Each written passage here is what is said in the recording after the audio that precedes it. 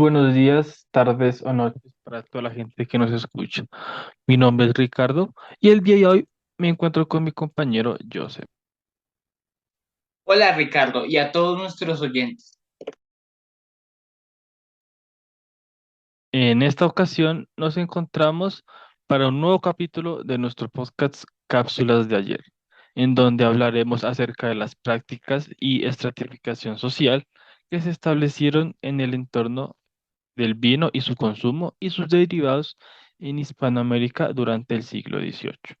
Y tenemos que aclarar que incluso en algunas sociedades de la actualidad, el conocimiento sobre el vino parece conferir una serie de estatus o prestigio dentro de la misma. Antes de empezar, debemos dar una pequeña contextualización de la sociedad española e hispanoamericana del siglo XVIII. Así que bueno, empecemos. Así es, Ricardo. Pues la sociedad española en el siglo XVIII se caracterizaba por estar organizada en tres estamentos. El primer estamento era el clero, que se encontraba dividido en alto, medio y bajo, donde la diferencia económica entre el primero y el último eran muy altas, es decir, había un reparto desigual. Resulta importante también señalar que la Iglesia y sus miembros gozaban de una serie de privilegios jurídicos, de poder ideológico, de poder económico que recibían de los bienes territoriales como ganado, capitales, diezmos, derechos recibidos por los fieles, por sus servicios religiosos. El segundo estamento estaba conformado por la nobleza, la cual se concentraba y tenía una gran parte de la riqueza y poder y por consiguiente esto se expresaba en su vestimenta, su capital cultural, su posición en el consejo u órganos de poder, entre otros. Hay que aclarar que este estamento también se encontraba dividido entre alta y baja nobleza. El tercer estamento era el campesinado, que era la mayoría de la población. Algunos de estos tenían pequeñas porciones de tierra o en su defecto no tenían ninguna, pues la mayoría estaban en poder de la nobleza terrateniente, lo cual en muchos casos impidió que la población campesina aumentara su calidad de vida. Respecto a esto, también hay que poner de presente el hecho de que se encontraba en esta organización un grupo social de la burguesía, los cuales en el siglo XVI empezaron a adquirir la condición de nobles mediante la compra de los títulos, fundando mayorazgos. En pocas palabras, la sociedad española del siglo XVIII era sumamente desigual. Pero antes hay que dar un pequeño contexto de estos años, pues en Hispanoamérica, en esos tiempos, las personas vivían en una sociedad colonial virreinal. Hay que hacer un poco esta acotación porque, pues bueno, habrá gente de ciertas tendencias de pensamiento que puede que se ofenda con este término. Entonces, pues uno nunca sabe qué persona viene aquí a comentarle a uno cosas y pues echarle la madre, pero pues por si las moscas, hacemos esa acotación. Así que continúa yo. Es cierto, Ricardo, pues en ese momento en Hispanoamérica se encontraba establecida una sociedad con unos estratos sociales diferenciados que se había dado como consecuencia de los procesos de mestizaje, el desarrollo de riquezas y diferenciaciones sociales, así como de la división del trabajo entre labradores, mineros, artesanos, terratenientes, burócratas, y también de la división entre hombres de ciudad y de campo, que se había dado tras la llegada de los españoles y el proceso de conquista. Esto a su vez devino en la adopción de una idea de honor o prestigio social que se tenía ya en ese momento en España. En esta parte creo que es importante que hablemos acerca del honor, ¿no? O sea, ¿qué era esa vaina? O sea, ¿por qué se hablaba tanto de honor y no de otras cosas? ¿Qué hacía que el honor fuera algo tan necesario en esa sociedad y para las personas? Pues bueno, el honor hacía referencia a esa reputación o estima de la que gozaba una persona dependiendo del estamento al que pertenecía, o mejor dicho, del lugar que ocupaba en la sociedad. Esta distinción social devino en la legitimación de una jerarquía social y por consiguiente la preeminencia de un grupo social que era la nobleza sobre otros grupos sociales. Esa reputación se podía mantener o aumentar mediante distintas formas. Entre las más comunes se encontraban la pureza de sangre, que implicaba comprobar que los padres y las generaciones próximas de esa persona eran de ascendencia española, aunque también existían otros mecanismos que daban cierto prestigio, tales como los matrimonios con miembros de la élite, aumentar la riqueza, obtener ciertos trabajos que eran considerados como importantes, como puestos en el gobierno. Y pues también es necesario decir que este sistema de estratificación también implicó una opción de un modelo de vida, de unos determinados deberes y de una serie de privilegios, pues las personas tenían unos determinados hábitos de consumo, así como la apropiación de unas determinadas profesiones o actividades económicas, como la tenencia de tierras. Además, este sistema de estratificación social también implicó la adopción de unos ciertos deberes,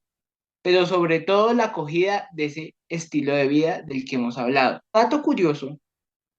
podríamos decir que la noción de honor con el tiempo se fue desvinculando de la estratificación social y como consecuencia de ello perdió su poder normativo y trascendencia social, pero se conservó en algunos sectores e instituciones sociales en un sentido menos estricto, que como dice Bush, va a tomar el nombre de reputación o prestigio social. Mm, vea pues, reputación, prestigio son vainas que en la actualidad pues conocemos, pero la verdad son muy interesantes. La verdad que chimba saber eso, pero bueno, la gente quiere saber de vinos, licor, trago, entonces hagámoslo. Pues bueno, para empezar hay que saber qué es el vino, ¿no? El vino es una bebida hecha a partir de la fermentación de uva, el cual se remonta a siglos atrás en la historia, lo que se ha convertido en un componente importante en muchas culturas, especialmente en las sociedades europeas, en donde su desarrollo y consumo generó cambios en la sociedad, entre ellos la estratificación social y apropiación del vino en sectores de la sociedad. En el siglo XVIII, el vino también tenía un impacto económico significativo. Las regiones vinícolas prosperaron debido a la demanda constante y el comercio del vino contribuyó a la economía local y nacional, por así decirlo, aunque pues bueno, hablar de naciones es un poco problemático, pero continuamos. Además, el vino está estrechamente ligado a la nobleza y aristocracia, siendo un símbolo de estatus y riqueza. Los viñedos eran propiedad de terratenientes adinerados y monasterios, lo que generaba ingresos y poder para estas instituciones. En correspondencia con lo anterior, cuando las potencias europeas llegaron a América, el vino cruzó fronteras con ellos y no solo tuvo importancia en Europa desde ese momento, sino también en los territorios de América, en donde la creación de estos se desarrolló en el instante en donde los mismos conquistadores llegaron al territorio, dando así diversidad en vinos y nuevos licores, como el aguardiente o bebidas que ya estaban en el territorio y que se entendían como otras bebidas alcohólicas, como la chicha. Dato curioso es que no se debe olvidar que aunque los conquistadores en su proceso de conquista y evangelización tuvieron que aceptar ciertas costumbres y ciertos productos de los indígenas, como lo fue la chicha. Pues primero, la chicha era un elemento fácil de relacionamiento con las personas, pues muchos de estas bebidas se utilizaban en las comidas o reuniones, por lo cual los españoles vieron estas oportunidades para acercarse a ellos y obviamente relacionarse con ellos y pues generar como procesos fáciles en la evangelización y conquista, pero especialmente la evangelización. Y segundo, por el conocimiento de esta bebida con el tiempo y con la construcción de sociedades, digamos, como ya se mencionamos en la colonia o virreinato, pues la chicha fue un componente importante de la gastronomía de muchos sectores de esa sociedad. Muchos españoles o descendientes de españoles, que en este caso eran los criollos, pues utilizaron la chicha ya como parte de su gastronomía y obviamente la occidentalizaron en el proceso. Así que, pues bueno, sabiendo lo siguiente, nos preguntamos la pregunta de cómo el consumo de vino y sus derivados se configuró en un elemento de estratificación social en España y sus territorios en América durante el siglo XVIII. Pues bueno, Ricardo, yo creo que nuestros oyentes les intriga mucho saber por qué estudiar este tema. Bueno, pues es interesante tomar un elemento de la actualidad que tenemos mucho relacionamiento con él, pues es un elemento que se entiende más en el ámbito de la comunicación, de la reunión, de la fiesta, de pasarla rico y con amigos a bares a tomar, etcétera. Pero pues en muchos periodos esta actividad tiene un origen y pues este origen es del periodo colonial. Entonces es interesante saber cómo todas estas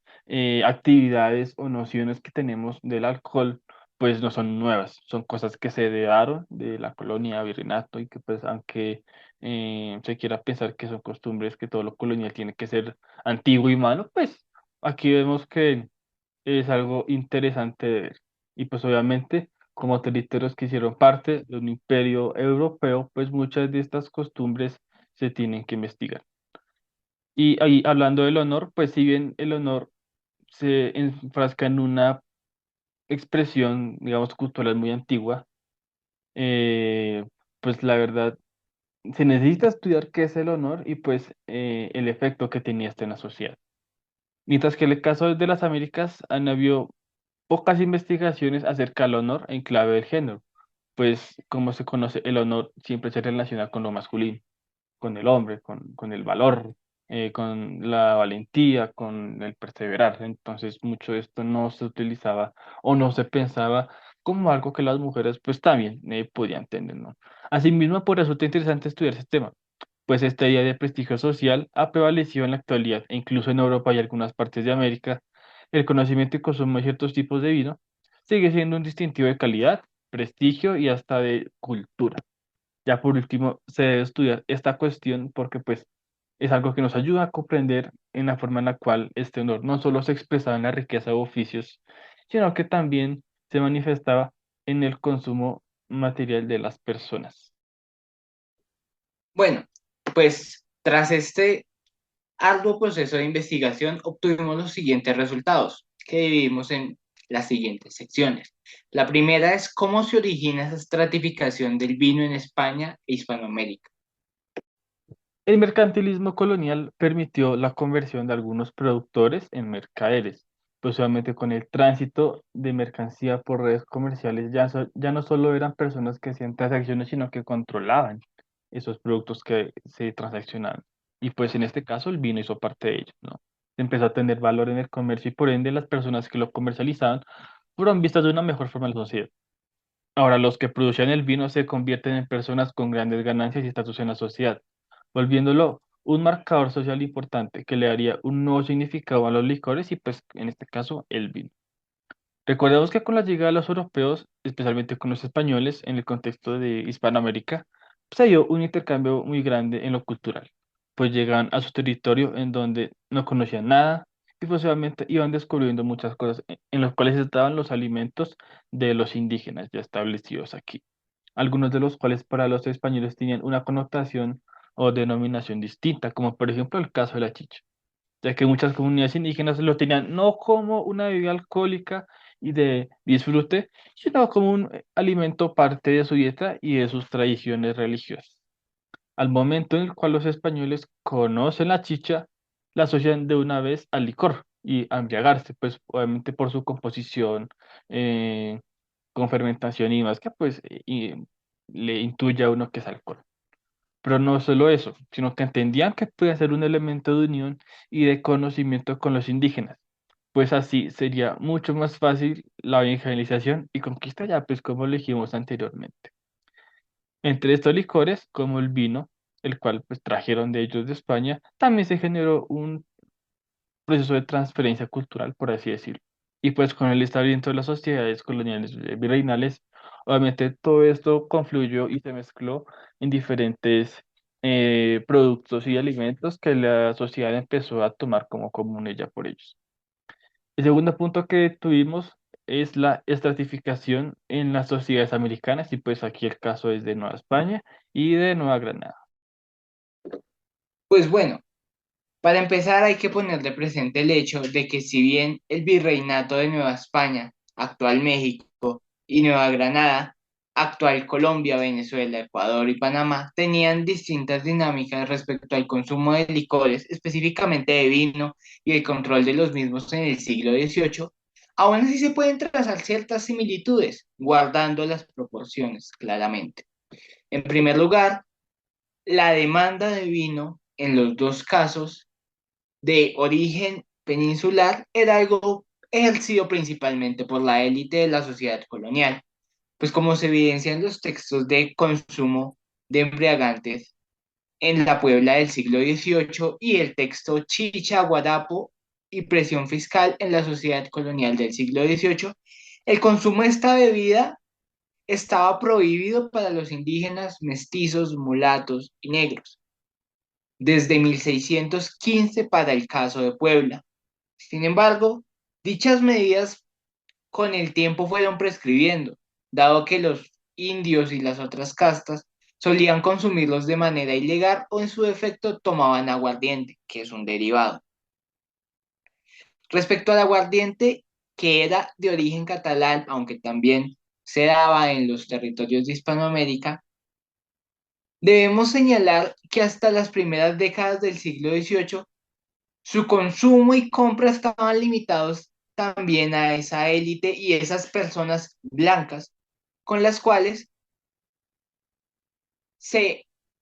relacionaban este tipo de personas. Y acá también se da una competencia con el vino, pero a diferencia de este último, el aguardiente también pasó a ser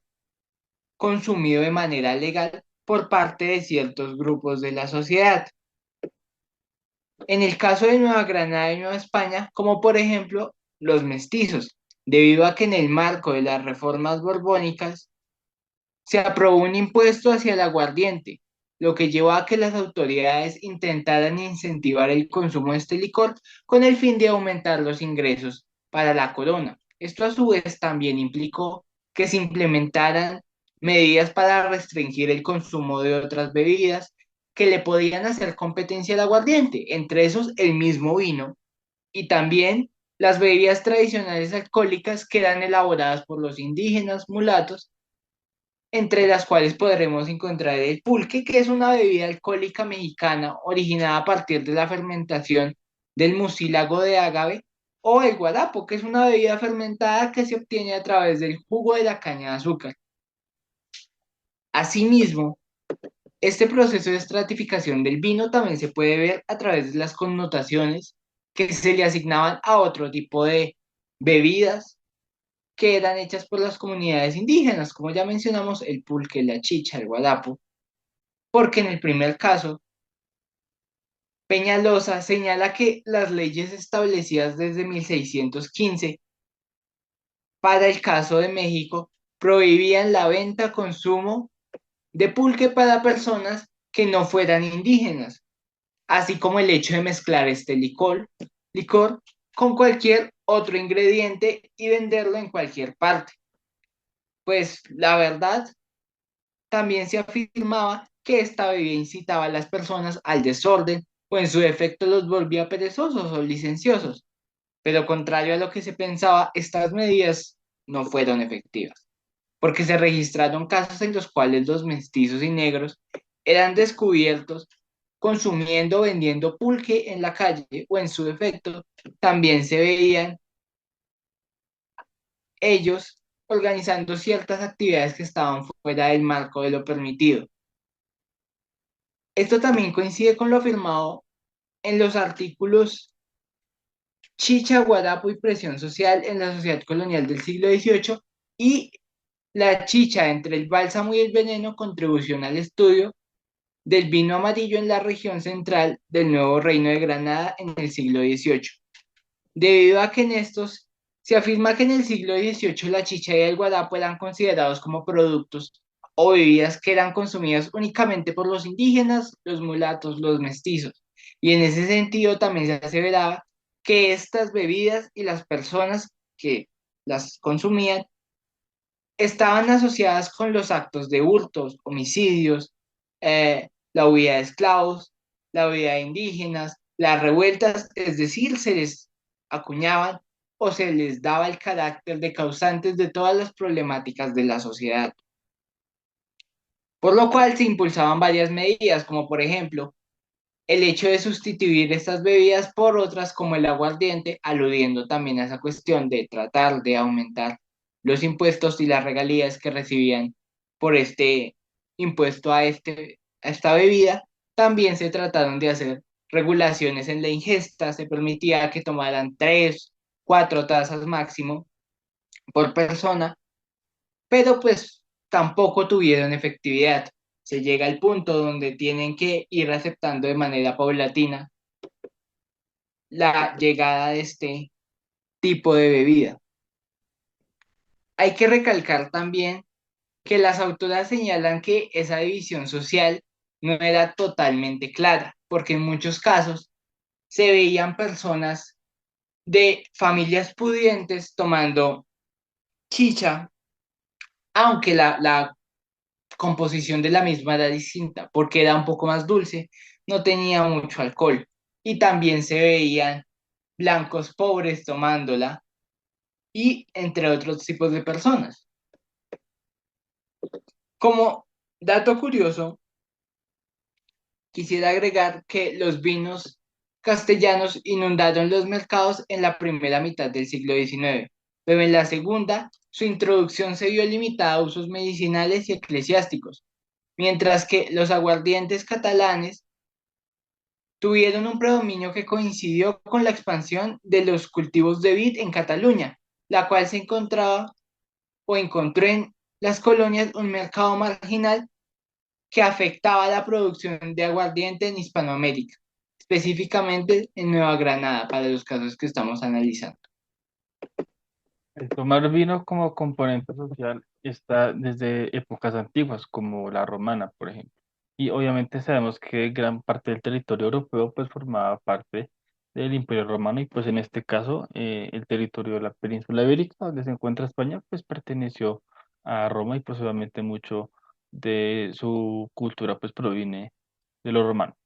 Entonces obviamente todo esto llegó a estas partes del mundo y claro, en el siglo XV y XVI pues con la llegada de los europeos, obviamente se empezó a generar un proceso de producción de otro tipo de productos, ¿no? El caso de los viñedos, pues en España se conocían como unos de los mejores del mundo y pues por ende su vino era de los mejores. No obstante, el vino que se desarrollaba en el país era diferente dependiendo de la zona, ¿no? Pues lugares como Andalucía y las Islas Canarias, los tipos de vino se hicieron de manera diferente y por ende su comercio fue diferente. El vino en las regiones andaluces, por ejemplo, era tenido muy en cuenta por las otras potencias europeas por su venta, pues este chocaba con sus rutas de comercio y por ende el comercio de otros vinos generaba un estatus especial a sus mercaderes. Las técnicas del vino se tecnifican y así la producción de este se hace más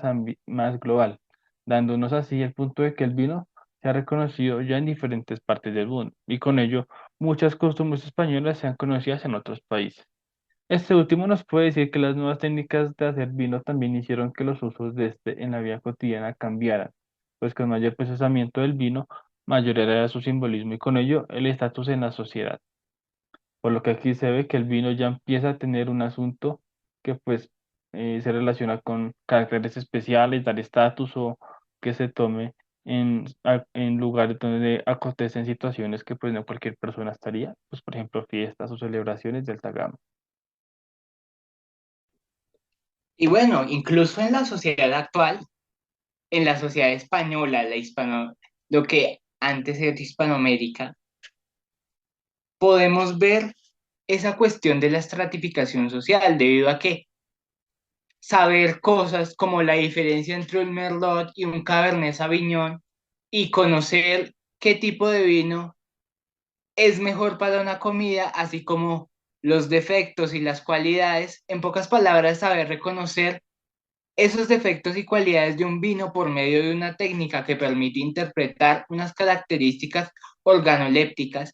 y expresarlo mediante un vocabulario preciso, parecen asignar un cierto estatus. Es decir, no se escoge el vino solo por la carátula, sino también se tiene en cuenta otra serie de factores. Incluso podríamos ver que ese estatus se ve en la misma carácter de los vinos. Los vinos no son igual de valiosos, sino que también dependen de su procedencia. No es lo mismo un vino de Francia que un vino de Argentina o de Chile.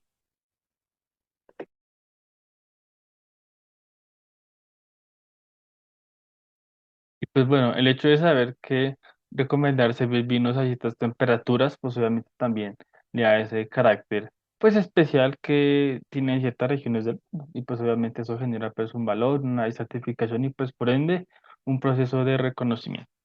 Como conclusiones, tenemos o podríamos llegar a la siguiente. Si es que primero, en los primeros siglos, desde la llegada de los españoles, el comercio y mercantilización convirtió al vino en un producto traído desde Europa en un factor de estratificación en las sociedades en América. La otra conclusión a la que podríamos llegar es que en teoría el vino de origen peninsular y sus derivados en el siglo XVIII representaban un elemento de estatus o estratificación social, en tanto no todas las personas podían comprarlo, venderlo o consumirlo. No obstante, las investigaciones que se han hecho en torno al tema, incluidas algunas de las cuales abordamos el día de hoy, también nos han mostrado que otras castas como mulatos, negros, indígenas, también tenían acceso a estos bienes por medio del contrabando. Y la última conclusión que podríamos decir es que algunos de estos aspectos del estatus que brindaba el consumo de vinos y sus derivados se pueden ver en la actualidad, pero de manera distinta. Como lo dijimos, el tema de conocer de vinos, saber catarlos, saber ciertas cualidades a la hora de escogerlos, parecen conferir un cierto estatus para las personas que tienen dicho conocimiento. Así que bueno, esta ha sido otra cápsula más de nuestro programa Cápsulas de ayer. Así que muchísimas gracias por acompañarnos aquí y nos veremos en nuestro próximo programa. Chao, chao.